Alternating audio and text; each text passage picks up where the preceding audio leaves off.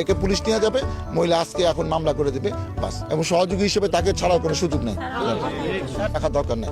জনগণ এটা পছন্দ করতেছে না, জনগণের কষ্ট হচ্ছে, অতএব জনগণকে রক্ষা করা এই এলাকায় এমপি হিসেবে এটা আমার দায়িত্ব। মানুষের সাথে কথা বলি, আমার নাম্বার ওপেন 01722222208, আমাকে জানাবে, আমি প্রশাসনকে মেসেজ দিয়ে দেবো কোথায় কোথায় চাঁদাবাজি হচ্ছে। এটা বন্ধ রাখতেই হবে, এটা আমাদের প্রতিশ্রুতি। জনগণ আমাকে ভোট দিছে, অতএব জনগণের প্রতিশ্রুতি বাস্তবায়ন ছাড়া আমার কোনো উপায় নেই।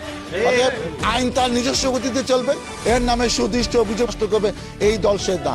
বিএনপিতে কিন্তু সন্ত্রাসী চাঁদাবাজের জায়গা হবে না, সবার সন্ত্রাস চাঁদাবাজ মুক্ত হবে, বাস এটা আমার কমিটমেন্ট। এটা 100 দিনের মধ্যে আমার বাস্তবায়ন করতে হবে। আমি নিজে আসছি, কারণ এইটা দেখে 20 টাকা আমার চাঁদাবাজি বন্ধ হবে। উনি আগে আওয়ামী লীগ করতো, আওয়ামী লীগ করতো আগে, তাহলে হ্যাঁ ভয়ে আমি বলি নাই কোনো কথা, যে ওনার বিরুদ্ধে কেউ কোনো কথা বলতে পারে না। আমি মহিলা মানুষ, আমি কিভাবে বলবো? আমার স্বামী থাকে বাহিরে, আমি একা মানুষ, এই জায়গায় থাকি একটা ছেলে নিয়ে। তাহলে আমি এখন বাড়ি করব, সব কিছু মিলাদ টিলাদ করাইছি। রুবেল ভাই সাথে ছিল, হ্যাঁ মিলাদের সময় সাথে ছিল রুবেল ভাই। বলছে ভাবি আপনি কাজ করেন, আপনি কোনো সমস্যা নাই, কোনো ভয় নাই, আপনি নির্ভয়ে কাজ করেন। তাহলে আমি কাজ করতেছি ভালোভাবে, কাজ হয়ে গেছে গা।